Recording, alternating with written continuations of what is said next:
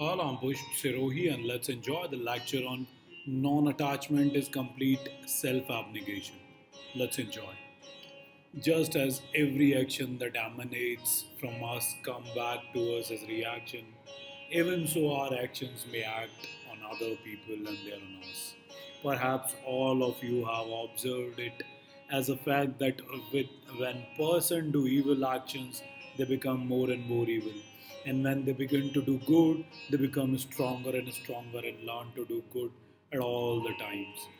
The intensification of the influence of action cannot be explained on any other ground that the action mind may be said to be in a certain state of vibration. To take an illustration from physical science, when I was doing a certain action, my mind may be said to be in certain state of vibration. All minds which are in similar circumstances will have the tendency to be affected by my mind. If there are different musical and instruments tuned alike in one room, all of you may have noticed that when one is struck, the other have the tendency to vibrate so as to give the same note. So all minds that have the same tension, so to say, will be equally affected by the same thoughts. Of course, this influence of thoughts on mind will vary according to distance and other causes. But the mind is always open to of action. Suppose I am doing an evil act. My mind is in a certain state of vibration, and all the minds in universe which are in similar state have the possibility to being affected by the vibration of my mind. So when I'm doing a good action, my mind is in another state of vibration, and all minds similar strung have the possibility to be being affected by my mind. And this power of mind upon mind is more or less according as the force of the tension is greater or less. Following the similar further, it is quite possible that just as the light waves may travel from millions of years before they reach any object, so thought waves may also travel hundreds of years before they meet an object which they vibrate in unison. It is a quite possible. Therefore, that is the atmosphere of ours is full of such thoughts, pulsations, both good and evil. Every thought's projected from every brain goes on pulsating, as it were, until it meet a fit object that will receive it. Any mind which is open to receive some of these impulses will take them immediately. So when a man is doing evil actions, he has brought his mind to a certain state of tension, and all the waves which correspondence to that state of tension and which may be said to be already in the atmosphere will struggle to enter into his mind. That is why an evildoer generally goes on doing more and more evil. His actions become intensified. Such also will be the case with the doers of good. He will open himself to all good waves that are in the atmosphere, and his good actions also will become intensified. We run, therefore, a twofold danger is doing evil. First, we open ourselves to all the evil influence surrounding us. Secondly, we create evil which affects others, maybe hundreds of years hence. In doing evil, we injured ourselves and others also. In doing good, we do good to ourselves and to others as well. And like all other forces in men, these forces of good and evil also gather strength from outside. According to Karma Yoga, the action one has done cannot be destroyed until it has borne its fruit. No power in nature can stop it from yielding its results. If I do an evil action, I must suffer for it. There is no power in this universe to stop or stay it. Similarly, if I do a good action, there is no power in the universe which can stop it bearing good results. The cause must have its effects. Nothing can prevent or restrain this. Now comes a very fine and serious question about Karma Yoga, namely that these actions of ours, both good and evil, are intimately connected with each other. We cannot put a line of demarcations and say this action is entirely good and this entirely evil. There is no action which does not bear good and evil fruits at the same time. To take the nearest example, I'm talking to you, and some of you perhaps think I'm doing good, and at the same time I am perhaps killing thousands of microbes in the atmosphere. I'm thus doing evil to something else when it's very near to us and affect those we know. We say that it's very good affection and action. It is affects them in a good manner. For instance, you may call my speaking to a very good, but the microbes will not. The microbes do not see, but yourself you do see. The way in which my take affects you is obvious to you, but how it affects the microbes is not so obvious. And so, if we analyze our evil actions also, we may find that some good possibly results from them somewhere. He who do in good actions sees that there is something evil in it, and in the midst of evil sees that there is something good in it somewhere, has known the secret of work.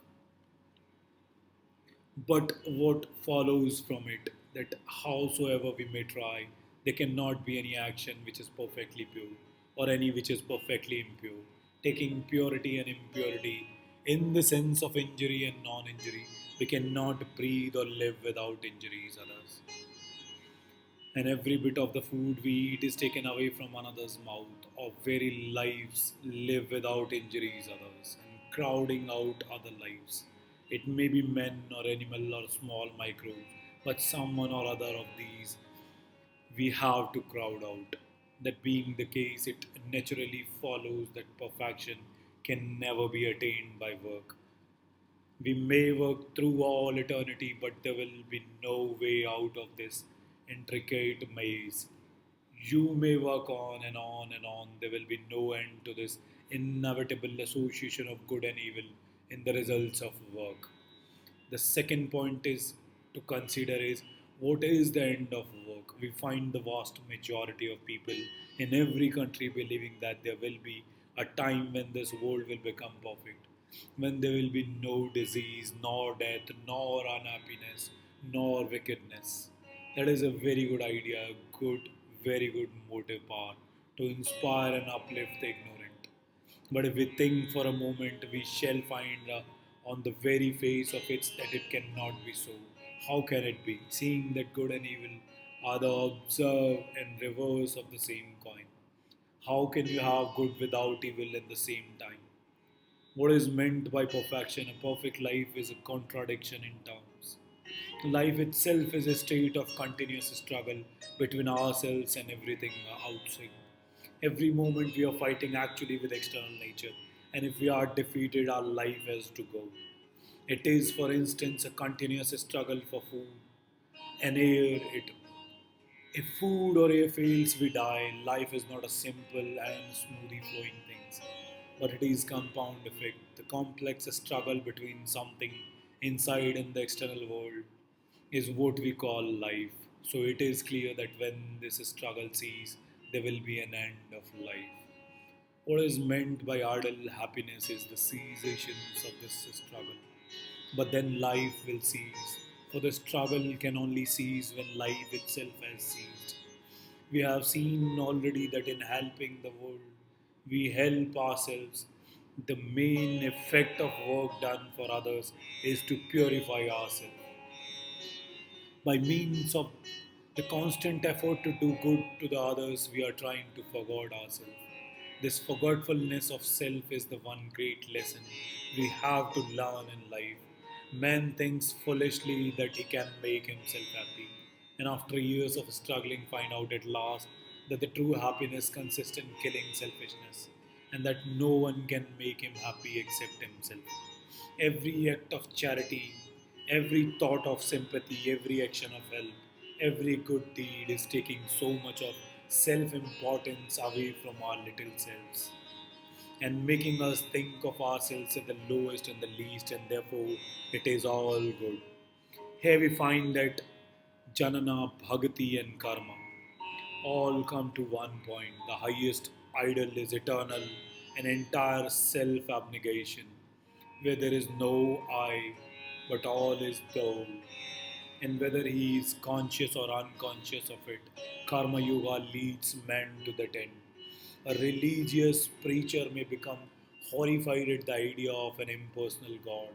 He may insist on a personal God and wish to keep us his own identity and individuality, whatever he may mean by that. But his idea of ethics, if they are really good, cannot be based on the highest self abnegation. It is the basis of all morality. You may extend it to men or animal or angels. It is one basic idea, the one fundamental principle running through all ethical systems. You will find various classes of men in this world. First, there are the good God men whose self abnegation is complete and who do not only good to others even at the sacrifice of their own lives. There are highest of men. If there are 100 of such in any country, that country never need disappear. But they are unfortunately too few. Then there are the good men who do good to others so long as it does not injure themselves. And there is a third class who do good to themselves, injure others. It is said by Sanskrit poet that there is a fourth, unable class of the people who injured others merely for injury's sake. Just as there are one people of existence, the highest good men, who do good for the sake of doing good, so at the other pole there are others who injure others just for the sake of injury. They do not gain anything thereby, but it is their nature to do evil. Here are two Sanskrit words. The one is pravrati, which means revolving toward, and the other is nivriti, which is means resolving away. The revolving toward is what we call the world and I and mine. It includes all those things which are always enriching that me by wealth and money and power and name and fame, and which we are grasping nature, always tending to accumulate everything in one center. That center being myself. That is the poverty, the natural tendency of every human being, taking everything from everywhere, heaping it around one center, that center being man's own sweet self. When the tendency begin to break, when it is nivriti or going away from, then begin morality and religion. Both pravarti and nivriti are of the natures of work. The former is evil work, the later is good work. This nivriti is the fundamental basis of all morality and all religion, and the very perfection of it is entire self abnegation. Readiness to sacrifice mind and body and everything for another being. When a man has reached that state, he has attained to the perfection of karma yoga. This is the highest result of good works. Although a man has not studied a single system of philosophy, although he does not believe in any God, and never has believed, although he has not prayed even once in his whole life, if the simple power of good actions has brought him to that state where he is ready to give up his life and all else for others, he has arrived at the same point to which the religious man will come through his prayers and the philosopher thoughts his knowledge, and so you may find that the philosopher, the worker, and the devotees all meet at one point, and that one point be self abnegation. However much their systems of philosophy and religions may differ, all mankind stand in reverence and away before the man who is already ready to sacrifice himself for others. Here it is not at all any questions of creed or doctrine. Even men who are very much opposed to all religious ideas, when they see one of these acts of complete self sacrifice, feel that they must reverse it. Have you not seen even a most bigoted Christians when he reads Edwin Arnold's Light of Asia stand in reverence of Buddha, who preached no God, preached nothing but self sacrifice? The only thing is that the by God does not know that his own end and aim in the life is exactly the same as that of those from whom he differs. The worshipper, by keeping constantly before him the idea of God and the surrounding of God, God comes to the same point at the last and says, Thy will be done. and keep nothing to himself. That is self abnegation. The philosopher with this knowledge sees that the seeming self is a delusion and easily gives it up. It is self abnegation. So, karma, bhakti, jnana, and not the world. There is one thing which is the world and another which is God. And this distinction is very true. But the mean by world is selflessness. Unselfishness is God. One may live on a throne in a golden palace and be perfectly unselfish, and then he is in God. Another may live in hut and wear rags and have nothing in the world. If he is selfish, he is the intensely merged in the world. To come back to one of our main points, we say that we cannot do good without at the same time doing some evil, or do evil without doing some good. Knowing this, how can we work? There have therefore been sects in this world who have an astoundingly preposterous way preached slow suicide as the only means to get out of the world. Because if a man lives, he has to kill poor little animals and plants or do injury to something or someone. So, according to them, the only way out of the world is to die. The Jains have preached this doctrine as their highest idol. This teaching seems to be very logical, but the true solution is found in the Gita. It is the theory of non attachment, to be attached to nothing while doing our work of life. Know that you are separated entirely from the world. Through you are in the world, and that whatever you may be doing in it, you are not doing it that for your own sake. Any action that you do for yourself will bring its effect to bear upon you. If it is a good action, you will have to take this good effect. And if bad, you will have to take the bad effect. But any action that is not done for your own sake, whatever it be, will have no effect on you.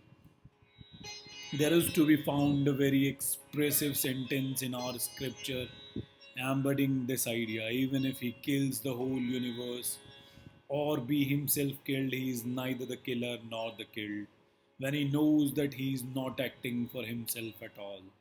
Therefore, Karma Yoga teaches do not give up the world, live in the world. Imbibe its influence as much as you can. But if it be for you your own enjoyment's sake, work not at all. Enjoyment should not be the goal. First kill yourself and then take the whole world as yourself. As the old Christian used to say, the old man must die. This old man is the selfish idea that the whole world is made for our enjoyment. Foolish parents teach their children to pray, "Oh Lord, thou hast created this sun for me, this moon for me." And if the Lord has done nothing else to do than to create everything for these babies, do not teach your children such nonsense. Then again, there are people who are foolish in another way. They teach us that all these animals were created for us to kill and eat, and that this universe is for the enjoyment of men. That is all foolishness. A tiger may say, "Man was created for me," and pray, "O Lord, how wicked are these men who do not come and place themselves before me to be eaten. They are breaking your law." If the world is created for us, we are also created for the world. That this world is created for enjoyment is most wicked idea that holds us down. This world is not for our sake. Millions pass out of it every year. The world does not feel it. Millions of others are supplied in their places just as much as the world is for us. So we also are for the world. To work properly, therefore, you have first to give up the idea of attachment. Secondly, do not mix in the fray. Hold yourself as a witness and go on working. My master used to say, "Look upon your children as a nurse does. The nurse will take your baby and fondle it and play with it and behave towards it as gently as if it were her own child. But as soon as you give her notice to quit, she is ready to start off bag and baggage from the house. Everything in the shape of attachment is forgotten.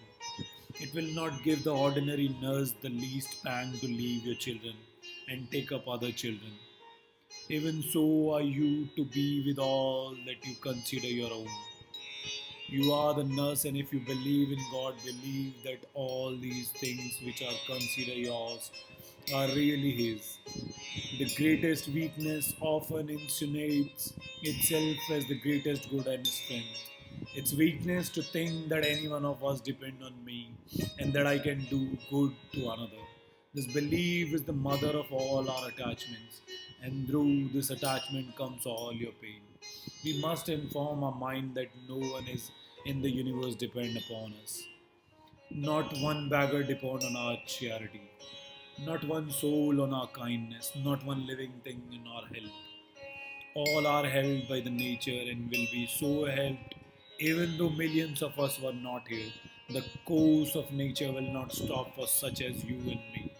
It is, as already pointed out, only a blessed privilege to you and to me that we are allowed in the way of helping others to educate ourselves.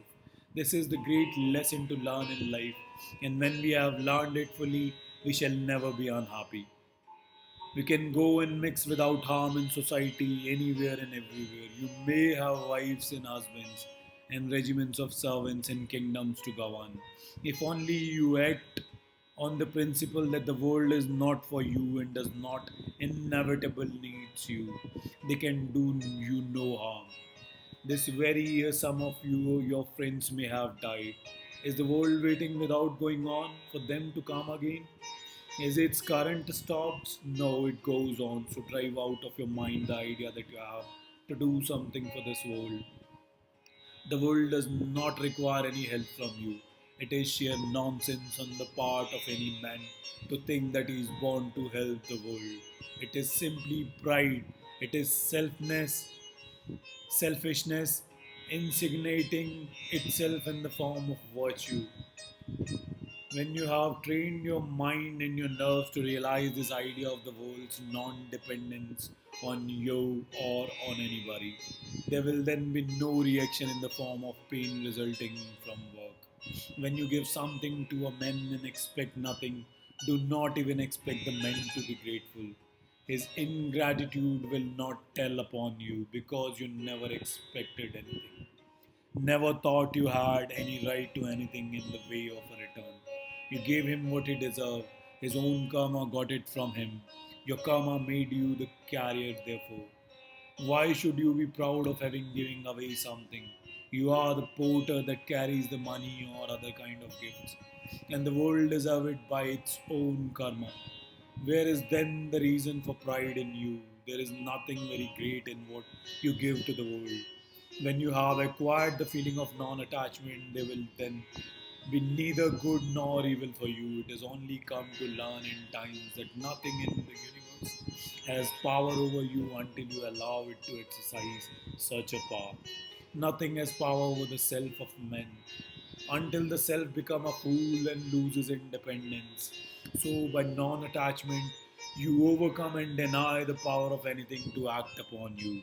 It is very easy to say that nothing has the rights to act upon you until you allowed it to do so. But what is the true sign of a man who really does not allow anything to work upon him? Who is neither happy nor unhappy? When acted upon by the external world, the sign is that good or ill fortune cause no changes in his mind. In all conditions, he continues to remain the same. There was a great sage in India called Vyas. Vyasa is known as the author of Vedanta aphorisms and was a holy man. His father had tried to become a very perfect man and had failed. His grandfather had also tried and failed. His great grandfather had similar tried and failed. He himself did not successfully perfectly. But his son Sukha was born perfect. Vyasa taught his son wisdom. And after teaching him the knowledge of truth himself, he sent him to the court of King Janaka. He was a great king and was called Janaka Vidya. Videha means without a body. Although a king, he had entirely forgotten that he was a body. He felt that he was a spirit all the time. This boy Shuka was sent to be taught by him. The king knew that Vyasa's son was coming to him to learn wisdom, so he made certain arrangements beforehand. And when the boy presented himself at the gates of the palace, the guard took no notice of him whatsoever. They only gave him a seat and he sat there for 3 days and nights. Nobody speaking to him, nobody asking him who he was or whence he was. He was the son of a very great sage. His father was honored by the whole country and he himself was a most respectable person, yet the low, vulgar guards of the place would take no notice of him. After that, suddenly the ministers of the king and all the big officials came there and received him with this greatest honors. They conducted him and showed him into the splendid rooms, gave him the most fragrant bath and wonderful dresses. And for 8th day they kept him there in all kind of luxury. That solemnly serene face of Shuka did not change even to the smallest extent by the change in the treatment accorded to him. He was the same in the midst of the luxury as when waiting to the door. Then he was brought before the king. The king was on his throne. Music was playing and dancing and other amusements were going on. The king then gave him a cup of milk full to the brim and asked him to go 7 times round the hall without spilling even a drop. The boy took a cup and proceeded in the midst of the music and attraction of the beautiful faces. As desired by the king, 7 times did he go around. Not a drop of the milk was spilled. The boy's mind could not be attracted by anything in the world unless he allowed it to affect him. And when he bought the cup of the king said to him, "What your father has taught you and what you have learned yourself, I can only repeat. You have known the truth. Go home." Thus, the man that has practiced control over himself cannot be acted upon by anything outside. There is no more slavery for him. His mind has become free. Such a man alone is fit to live well in the world. We generally find men holding two opinions regarding the world. Some are pessimists and says how horrible this world is, how wicked. Some others are optimists and say how beautiful this world is, how wonderful. To those who have not controlled their own minds, the world is either full of evil or at best a mixture of good and evil. This very world will become to us an optimistic world when we become masters of our own mind. Nothing will then work upon as a good or evil. We shall find everything to be in its proper place, to be harmonious. Some men who begin by saying that the world is a hell often end by saying that it is a heaven when they succeed in the practice of self control. If we were genuine karma yogis and wish to train ourselves to that attainment in this state, wherever we may begin, we are the sure to the end is perfect self abnegation. And as soon as this seeming self has gone, the whole world, which at first appears to us to be filled with evil, will appear to be heaven itself and full of blessedness. Its very atmosphere will be blessed. Every human face, there will be God. Such is the end and aim of Karma Yoga, and such is its perfection in practical life. Our various yogas do not conflict with each other. Each of them leads us to the same goal and makes us perfect. Only each has to be strenuously practiced. The whole secret is practicing. First, you have to hear, then think, and then practice. This is the true of every yoga. You have first to hear about it and understand what it is. And many things which do you not understand will you made me clear to you by constant hearing and thinking. It is hard to understand everything at once. The explanation of everything is after all in yourself. No one was ever really taught by another. Each of us has to teach himself. The external teachers offer only the suggestions which rouses the internal teachers to work to understanding things. Then things will made clearer to us by our own power of perception and thoughts. And we shall realize them in our own souls. And that realization will grow into intense power of will.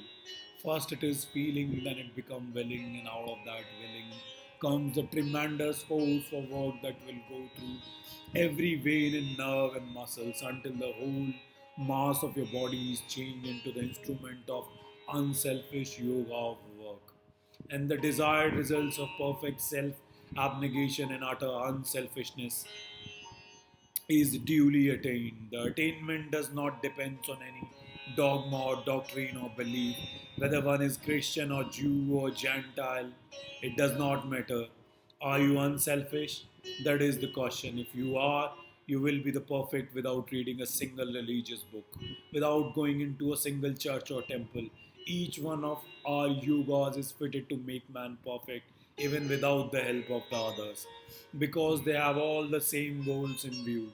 The yogas of work, of wisdom, and of devotion, all are capable of serving as direct and independent means for the attainment of moksha.